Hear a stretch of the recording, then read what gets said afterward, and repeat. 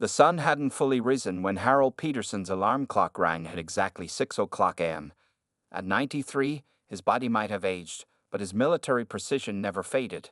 He slowly sat up in his bed, the same way he had done every morning for the past 63 years, though the right side of the mattress had remained empty for the past 3 years since Martha's passing. Harold's weathered hands smoothed out the cotton sheets, making neat hospital corners just like he learned in basic training back in 1943. His movements were slower now, but deliberate. The morning light filtered through the lace curtains Martha had picked out decades ago, casting delicate shadows across his bedroom. In the bathroom, Harold carefully maintained his appearance. His wrinkled hands still managed to give himself a clean shave, though it took longer than it used to. He combed his thin white hair neatly to the side, put on his wire-rimmed glasses, and straightened the collar of his pressed blue shirt. Martha had always said blue brought out his eyes, and he kept wearing it even though she wasn't there to see it anymore. The old veteran made his way down the hallway, his hand brushing against the wall covered with family photographs.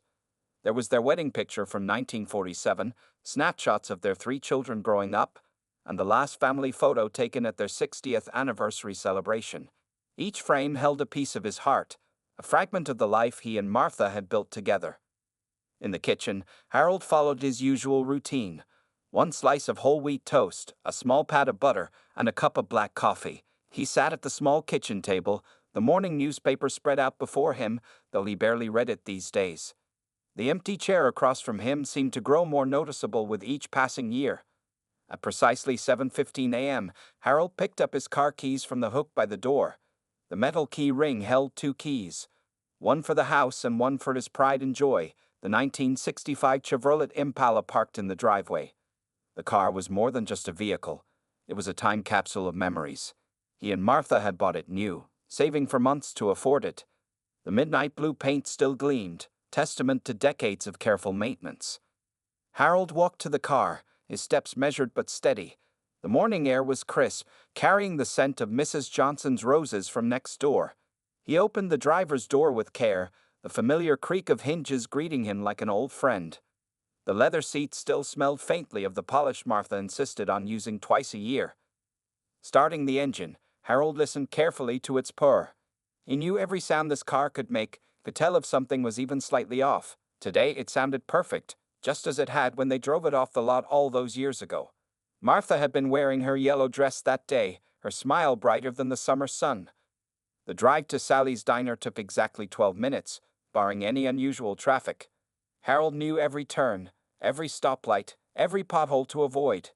He'd been making this trip every morning since Martha first discovered the diner's cinnamon rolls in 1966. It became their special place, where they shared countless morning conversations over coffee and watched the town wake up through the large windows.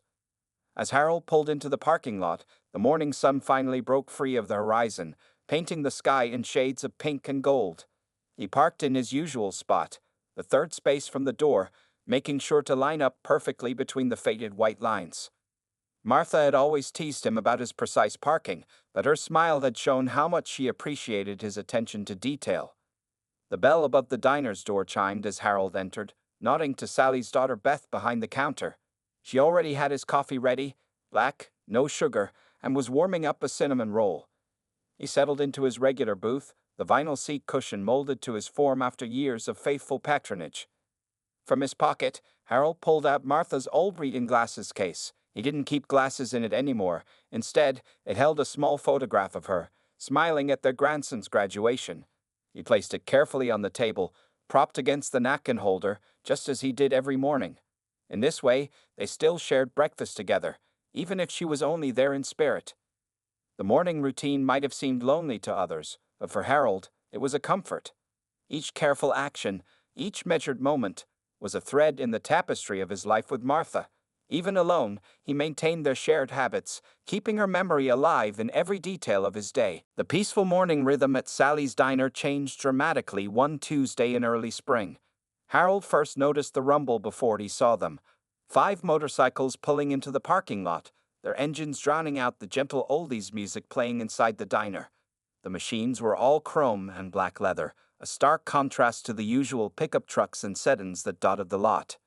Beth, behind the counter, paused mid-pour of Harold's coffee as the bikers entered. The bell above the door didn't just chime, it rattled as the group pushed through, their heavy boots thudding against the worn linoleum floor.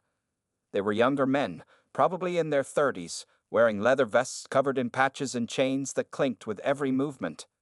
The leader, a tall man with a thick beard and tattoos crawling up his neck, scanned the diner before choosing the booth right next to Harold's usual spot. The old veteran kept his eyes on his coffee cup, but he could feel the weight of their stares. The photograph of Martha seemed to lean closer to him, as if seeking protection from the newcomer's loud laughter. "Hey, Grandpa," one of them called out, his voice carrying a mocking tone. "Did you drive here yourself? Must have taken all morning at 5 miles per hour." The comment drew snickers from his companions. Harold's hands tightened slightly around his coffee cup, but his face remained calm. He'd faced worse in the war than a group of discourteous young men. Beth brought over their menus with a forced smile, her usual cheerful demeanor strained. The next morning, the bikers were there again. This time, they brought friends. 3 more motorcycles crowded the parking lot, making it difficult for Harold to maneuver his Impala into his usual spot. As he carefully backed into the space, one of the bikers revved his engine, startling Harold and causing him to brake suddenly. More laughter followed. Days turned into weeks, and the bikers became regulars. They seemed to take particular pleasure in arriving just before Harold's usual time, spreading their bikes across multiple parking spaces. Other regular customers began avoiding eye contact, some even changing their routines to come at different times. Sally's Diner, once a peaceful haven of morning coffee and friendly conversation, had become a place of tension and discomfort. The bikers discovered that Harold would arrive at exactly 7:27 a.m. each morning, and they made a game of it. They timed their arrivals to coincide with his, making unnecessary noise and creating obstacles as he tried to park. Sometimes they'd pretend not to see him waiting to pull in, carrying on loud conversations while blocking his way.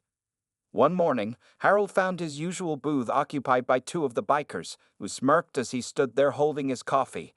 Beth tried to intervene, suggesting another table, but Harold could see the fear in her eyes when the larger of the 2 men stood up suddenly, towering over her small frame. "Problem?" the biker asked, his tone challenging. Harold quietly moved to a small table near the window, his back to the wall. From there, he could see his Impala in the parking lot, surrounded by motorcycles like a ship besieged by pirates. The following week, the diner's regular customers noticed how the bikers had begun placing their helmets and jackets in the booth Harold preferred, even when they sat elsewhere. They'd laugh when he walked past, making exaggerated old man shuffling movements behind his back. Beth tried her best to protect Harold, but there was little she could do. Her father, who had owned the diner before her, had always said that business was business, and the bikers ordered plenty of food and paid their bills. Still, she made sure to have Harold's coffee ready a few minutes earlier each day, hoping he could finish and leave before they arrived. But Harold refused to change his schedule. Every morning, he placed Martha's photo in its usual spot, even when he had to sit at a different table. He endured their mockery with dignity, though Beth noticed how his hands sometimes trembled slightly as he lifted his coffee cup. The situation reached a turning point when Harold overheard one of the bikers planning to follow him home, just to see where the old-timer lives. The veteran's blue eyes hardened behind his wire-rimmed glasses, but he said nothing. Instead, he carefully tucked Martha's photo back into his pocket, paid his bill, and walked to his car with measured steps, ignoring the roar of engines and laughter behind him. Little did the bikers know, they were about to learn why it's unwise to judge a book by its cover, especially when that book had survived World War II. The morning started like any other, but there was something different in the air. Dark clouds hung low over the town, matching the mood at Sally's Diner. Harold pulled into the parking lot at his usual time, only to find his regular spot blocked by 3 motorcycles parked at odd angles. As he searched for another space, a cold drizzle began to fall. The biker gang had grown larger over the past weeks. Today, there were 12 of them, their motorcycles taking up most of the small parking lot. Harold finally found a spot at the far end, meaning he would have to walk 3 times the distance to the diner's door. At 93, every extra step felt like a small battle against time. As Harold carefully stepped out of his Impala, he heard the familiar sound of motorcycles approaching. 2 more bikers pulled in, deliberately circling his car like sharks. The leader, whom the others called Snake, revved his engine loudly, the sound echoing off the nearby buildings. The old veteran's hands trembled slightly, not from fear, but from the memories the sound triggered, memories of motorcycle units during the war. Inside the diner, the atmosphere was tense. Beth's eyes darted nervously between Harold and the bikers as she poured his coffee. The other regular customers huddled over their meals, trying to become invisible. The bikers had spread themselves across several booths, their loud voices drowning out the usual morning chatter. "Hey, old-timer," Snake called out, his voice carrying across the diner. "Must be hard walking all that way from your car. Maybe it's time to hang up those car keys, huh?" The comment drew cruel laughter from his companions. Harold focused on stirring his coffee, the spoon making soft circles in the dark liquid. He reached for Martha's photo, but before he could place it in its usual spot, a biker brushed past his table, deliberately bumping it and causing the coffee to slosh over the cup's rim. "Oops," the biker said with fake concern. "Senior moment?" Shiv held onto that cup tighter. More laughter followed. Beth rushed over with a cloth to clean up the spill, her hands shaking. "I'm so sorry, Mr. Peterson," she whispered, though it wasn't her fault. Harold gave her a gentle smile, the kind that had comforted frightened young soldiers decades ago. The rain outside grew heavier, drumming against the diner's windows. Harold watched as water streamed down the glass, creating rivulets that reminded him of tears. Martha would have known exactly what to say in this situation. She always had a way of diffusing tension with a kind word or clever joke. The harassment continued throughout his meal. Every few minutes, a biker would walk past his table, each time getting closer, each time making some sort of comment about his age or his car. Harold noticed how they watched him, waiting for a reaction, hoping to provoke some response they could use as an excuse for further intimidation. As Harold finished his coffee, he heard the sharp sound of metal scraping against pavement outside. Looking through the Rain Street window, he saw two bikers deliberately backing their motorcycles against his Impala's front bumper. The chrome pipes of their bikes were now inches from his car's pristine paint. Beth saw it too. "I'm calling the police," she said quietly, reaching for the phone behind the counter. "I wouldn't do that if I were you, sweetheart," Snake called out, his voice carrying a clear threat. Beth's hand froze midway to the phone. Harold stood up slowly, his joints protesting the movement. He carefully tucked Martha's photo into his breast pocket, right next to his heart. The diner fell silent as he made his way to the door, each step measured and deliberate. The rain had soaked through his jacket by the time he reached his car. Water dripped from his white hair onto his glasses as he surveyed the damage. The bikers had scratched his bumper, leaving a long, ugly mark across the chrome. But worse than that, they'd knocked off his driver's side mirror, which now hung by a few wires, swaying in the wind. Inside the diner, the bikers watched through the window, laughing and pointing. They expected to see defeat in the old man's shoulders, perhaps tears in his eyes over his damaged car. Instead, they saw something that made their laughter die in their throats. Harold Peterson stood straight, his posture military perfect despite the rain. His face showed no fear, no sadness, no anger. Instead, a small smile played at the corners of his mouth, the kind of smile that had preceded many victories in his long life. He turned slowly, his eyes finding Snake's custom chopper parked proudly in front of the diner. It was time to teach these young men a lesson they wouldn't forget. While the bikers watched Harold from inside Sally's diner, none of them knew they were looking at a living legend. Behind those wire-rimmed glasses and carefully pressed shirt was a man who had once been known as the Ghost Rider during World War II, though he hadn't spoken of those days in decades.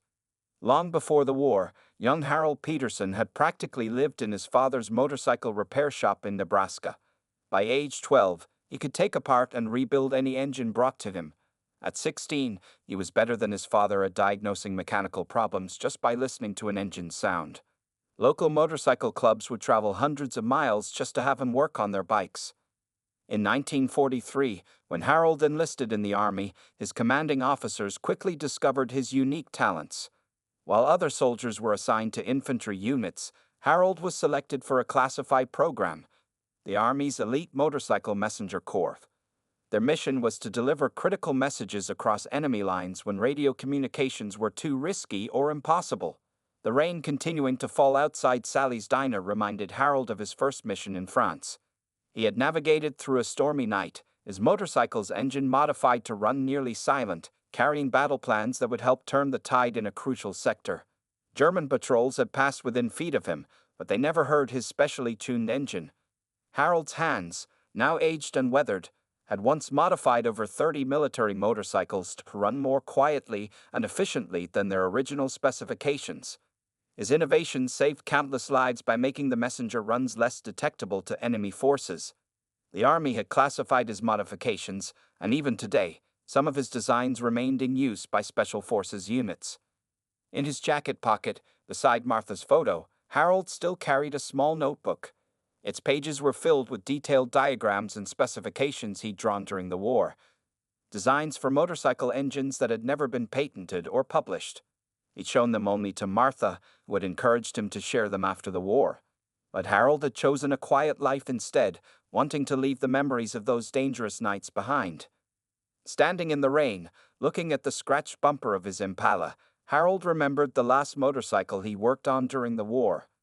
It was a captured German BMW R75, and he had modified it so extensively that he could make it sound like a purring cat or a roaring lion with just a few adjustments. That bike had helped him escape from behind enemy lines 3 times.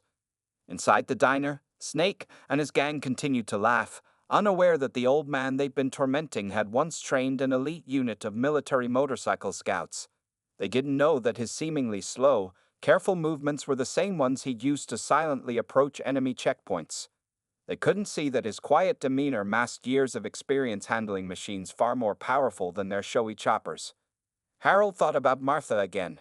She had been the only one who knew all his stories, who understood why he sometimes woke up in the middle of the night, thinking he heard motorcycle engines in the distance. She had supported his decision to leave the motorcycle world behind after the war, but she had also kept all his medals, his commendations, and his secret designs carefully preserved in their attic. The sound of another motorcycle arriving at the diner caught Harold's attention. This one was different. A classic Harley-Davidson Bullied, nearly identical to the ones he worked on during the war. Its rider, an older man wearing a Marine Corps vest, parked it carefully away from the other bikes. Harold's trained ear could tell from the engine's sound that its timing was slightly off. As the rain continued to fall, Harold made a decision. He reached into his pocket and pulled out the old notebook, its pages still crisp despite its age. Martha had always said that sometimes the best way to change people's hearts was to share your knowledge with them. Perhaps it was time to show these young bikers what a lifetime of experience really meant. Walking towards Snake's custom chopper, Harold noticed at least 7 major flaws in its modification, mistakes that could prove dangerous at high speeds. The bike's engine was poorly tuned, its frame stressed in ways that could lead to catastrophic failure. These weren't just cosmetic issues, they were potentially lethal problems that his trained eye could spot immediately. A small smile crossed Harold's face as he remembered Martha's favorite saying, "God gave you those talents for a reason, Harold. Sometimes the best revenge is teaching others what you know." It was time to give these bikers a lesson they never expected, one that would start with saving their lives. The rain had soaked through Harold's blue shirt as he stood beside Snake's custom chopper. Inside Sally's diner, the bikers watched through the steamy windows, their laughter fading as they saw the old veteran slowly circle their leader's pride and joy. Something about his movements made them uneasy. He wasn't examining the bike like an admiring observer, but like a doctor studying a patient. Snake pushed his way through the diner's door, the bell ringing angrily above him. "Hey, old man, get away from my bike." His voice carried both threat and worry as he watched Harold gently run his fingers along the chrome exhaust pipes. Harold didn't flinch at Snake's approach. Instead, he pulled out his old notebook, its pages protected from the rain by decades of careful preservation. Without looking up, he began making notes with a steady hand, drawing quick, precise diagrams. "Your timing chain is 3 teeth off," Harold said quietly, his voice carrying the weight of certainty. "And your front fork has been modified incorrectly. At speeds above 70 miles per hour, you're risking a catastrophic failure." The other bikers had emerged from the diner now, forming a semicircle around Harold and Snake. Beth watched anxiously from behind the counter, her hand hovering near the phone. The rain continued to fall, creating a curtain of water around the confrontation. Snake's face reddened with anger and embarrassment. "What did you say about my bike, old-timer?" He stepped closer, using his height to tower over Harold. "I built this chopper myself. It's perfect. Harold finally looked up from his notebook, his blue eyes sharp behind rain-spotted glasses. Then perhaps you'd like me to explain why your engine is running hot on the left side, or why your back tire is wearing unevenly. His voice remained calm, professional, the voice of someone who knew exactly what he was talking about. The older Marine who had recently arrived stood at the edge of the group, his eyes widening with recognition. "Wait a minute," he said, pushing forward. "Those diagrams in your notebook, those are Ghost Rider modifications, aren't they?" A murmur ran through the crowd of bikers. Even Snake took a step back, his aggressive stance faltering. The Ghost Rider's designs were legendary among serious motorcycle enthusiasts, though most believed them to be military myths. Harold turned a page in his notebook, revealing detailed sketches of engine modifications dated 1944. "Your carburetor is also improperly adjusted," he continued, addressing Snake as if the interruption hadn't occurred. "That's why you're getting that rough idle at low speeds. And these welds here," he pointed to a spot on the frame, "they won't hold in a hard turn." The rain began to ease, but no one moved. The only sound was the gentle pinging of water droplets on metal and the distant rumble of thunder. Harold's quiet voice carried clearly as he methodically listed every flaw, every potential danger in Snake's custom work. Snake's face had lost its color. The modifications Harold was pointing out had indeed been giving him trouble, though he'd never admitted it to his gang. How do you know all this?" he stammered. Instead of answering, Harold reached into his jacket and carefully removed an old, creased photograph. It showed a young man in military uniform straddling a motorcycle, surrounded by other soldiers. The date stamp read June 1944. "That's him," the Marine veteran breathed. "That's the Ghost Rider, the guy who modified the Army's entire motorcycle messenger fleet. The one who wrote the classified maintenance manuals we still used in Vietnam." Harold tucked the photo away carefully, next to Martha's. When he spoke again, his voice carried no anger, no resentment for the weeks of harassment. "Your bike is dangerous, son, not just to you, but to anyone riding near you. Now, we can stand here in the rain arguing about it, or I can show you how to fix it properly." The silence that followed was broken only by the sound of someone dropping a wrench. One of the younger bikers had already opened his toolbox, his face eager with anticipation. Snake looked from Harold to his bike, then back again, his earlier arrogance replaced by uncertainty. Behind them, Beth smiled as she watched through the diner's window. She knew that look on Harold's face. It was the same one he wore when telling stories about Martha. It was the look of a man who had found his purpose again. The rain finally stopped, and in its wake, an unlikely classroom was about to begin in Sally's Diner parking lot. The morning crowd at Sally's Diner pressed against the windows, watching as Harold Peterson transformed the parking lot into an impromptu motorcycle repair school. With his notebook open on a dry patch of pavement, he began pointing out the critical issues on Snake's chopper, his voice carrying the confidence of someone who had taught these lessons before. "First," Harold said, kneeling beside the bike despite his aged knees, "let's talk about weight distribution." His weathered hands moved with surprising grace over the chrome and steel.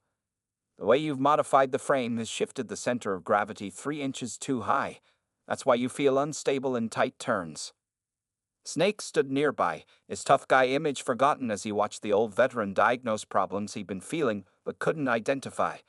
The other bikers crowded around, their earlier mockery replaced by genuine curiosity. The Marine veteran, who had introduced himself as Jim Cooper, took notes on a napkin from the diner. "Back in '44, Harold continued, we faced similar issues with the military bikes. The extra weight of radio equipment would make them top-heavy." He pulled out another photograph from his notebook, showing a modified military motorcycle with an unusual frame configuration. "This was our solution." Beth had brought out coffee for everyone, serving it in paper cups since no one wanted to miss Harold's impromptu lesson by going inside. She watched in amazement as the same men who had terrorized her diner now stood quietly, absorbing every word from the old veteran. "Your engine timing," Harold said, pointing to specific parts with a precision that came from decades of experience. "It's off because you didn't account for the modified camshaft. Here's how we solved that in France when we needed to run silent missions." He sketched a quick diagram in his notebook, his lines sure and steady. Snake's eyes widened as he recognized the elegance of the solution. "That's "That's genius," he muttered.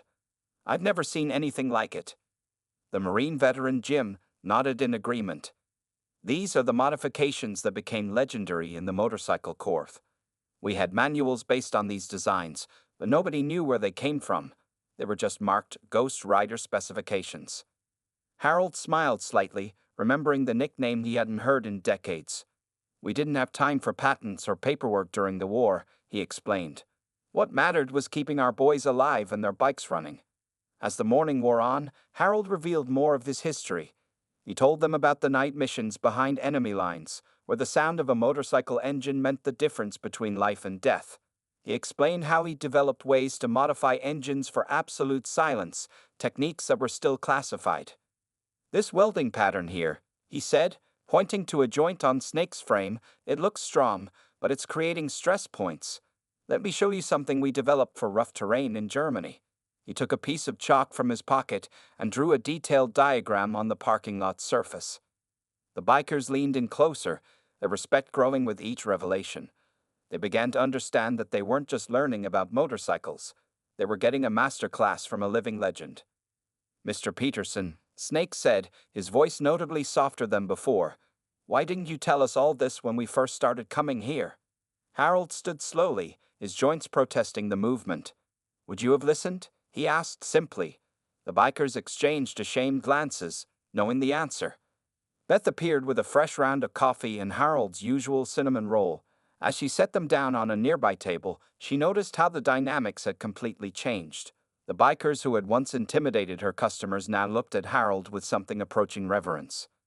"In the war," Harold continued, pulling out another photograph, this one showing a group of young soldiers gathered around a motorcycle, "we learned that the best way to keep a bike running wasn't just about mechanical skill. It was about respect for the machine, for the road, and for each other." Snake looked at his custom chopper with new eyes, seeing past the chrome and paint to the flaws that could have cost him his life. "Mr. Peterson," he said quietly, Would you be willing to help me fix it properly?" Harold's eyes twinkled as he reached for his cinnamon roll. "Well," he said, a small smile playing at his lips, "I suppose that depends on whether you boys can learn to park more considerately in the morning." The laughter that followed was genuine, respectful, and marked the beginning of an unexpected transformation at Sally's Diner. Word travels fast in small towns, and by the end of the week, Sally's Diner had become something entirely different. The parking lot, once a source of tension, had transformed into an informal motorcycle school.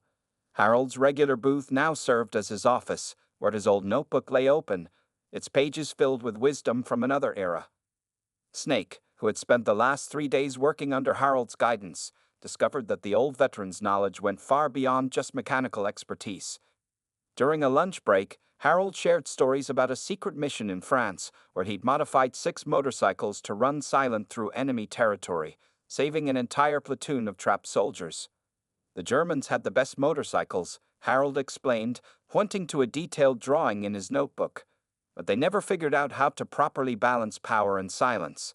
That was our advantage. The bikers listened intently, their food growing cold as they hung on every word. Jim Cooper, the Marine veteran, had reached out to his old military contacts. Within days, responses began pouring in from across the country. It turned out that Harold Peterson wasn't just any veteran. He was the creator of modifications that had become standard in military motorcycles worldwide. His designs had saved countless lives during 3 wars. "You see this configuration?" Harold asked, showing a complex engine diagram to an amazed group of younger riders. "This is why your bikes are even able to reach the speeds they do today. We developed this during a critical mission in '44. The Army still uses a version of it." Beth noticed how her diner had become a gathering place for motorcycle enthusiasts from all over the state. Riders would arrive early in the morning, hoping to catch Harold during his breakfast routine. The parking lot now had a designated area for bikes, carefully marked out according to Harold's suggestions for optimal spacing and safety. One morning, a sleek black government car pulled up outside the diner. A military officer in full-dress uniform stepped out, carrying a thick folder. He made his way to Harold's booth, where the old veteran was teaching Snake about proper torque settings.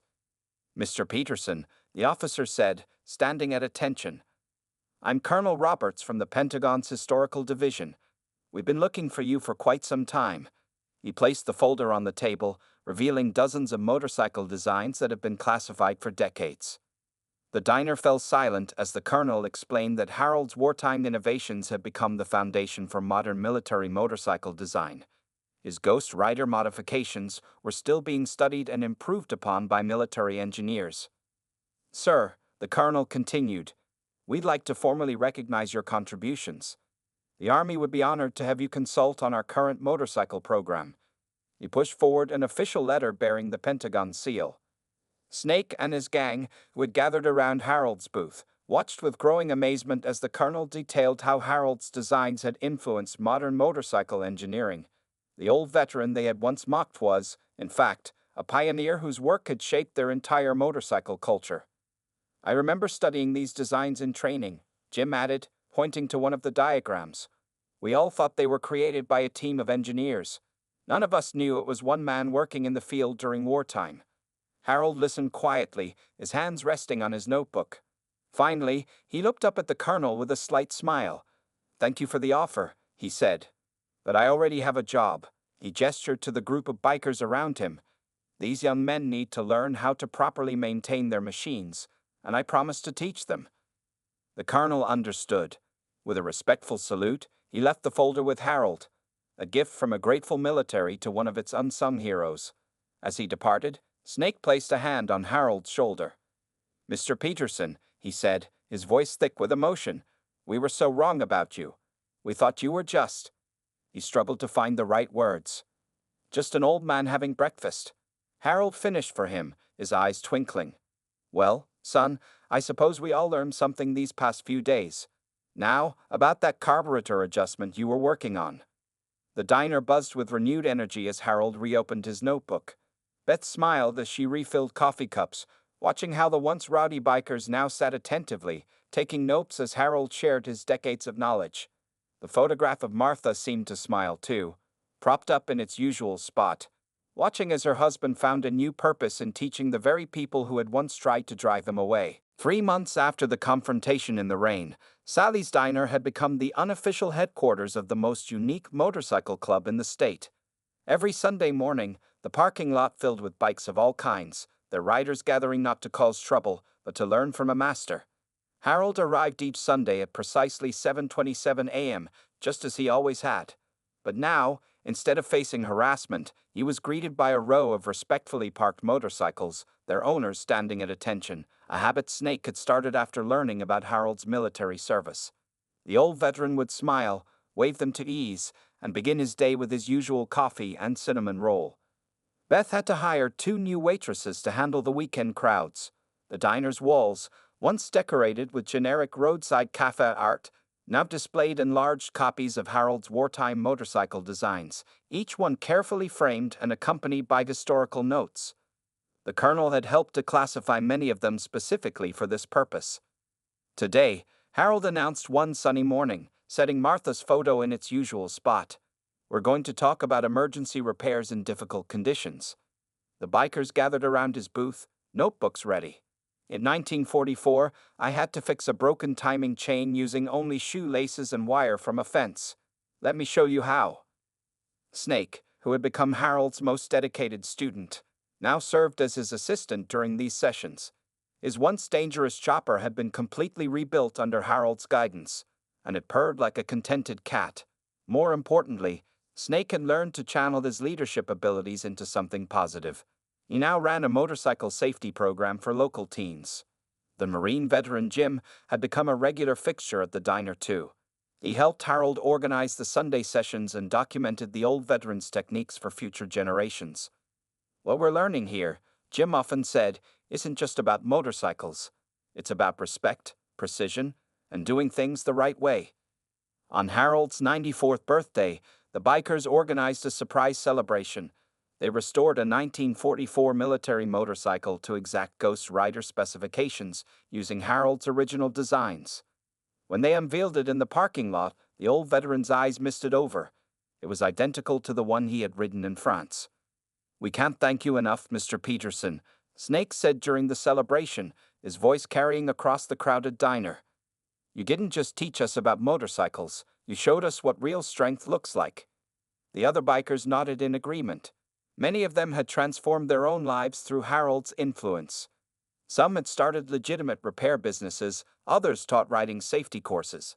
The troublemakers who had once terrorized the diner had become respected members of the community. Beth watched from behind the counter as Harold reached into his jacket and pulled out his old notebook. "Martha always said that knowledge should be shared," he said, his voice steady despite his emotion. "This book contains everything I learned during the war and after. I want you boys to have it." A reverent hush fell over the diner as Snake carefully accepted the notebook. "We'll honor it, sir," he promised. "And we'll pass on what you taught us." The old veteran smiled, adjusting his wire-rimmed glasses. "Just remember to keep your engines tuned, your wheels true, and your hearts open to learning. That's all I ask." Now, every morning at Sally's Diner, you'll find Harold at his usual booth, enjoying his coffee and cinnamon roll. Martha's photo still stands in its familiar spot, but it's joined by new photographs. Harold surrounded by his students. Harold receiving a civilian commendation from the military. Harold teaching young riders about motorcycle safety. The parking lot, once a battleground, has become a place of learning and respect. The bikers, once feared by the community, are now its guardians, escorting elderly residents to appointments and organizing charity rides. And if you listen carefully on Sunday mornings, you might hear Harold's quiet voice sharing stories of midnight rides through war-torn France, teaching new generations about the importance of precision, patience, and respect. As for Harold's Impala, it never got that scratch fixed. Snake had offered many times to repair it, but Harold always declined. "Some scratches," he would say with a knowing smile, "remind us of important lessons." The damaged mirror had been replaced, though, by 12 pairs of careful hands working together one Sunday morning, each biker insisting on doing their small part to make it perfect. And so, what began as a story of conflict became a tale of transformation, proving that wisdom and kindness can bridge any gap, change any heart, and build something beautiful from the most unlikely beginnings.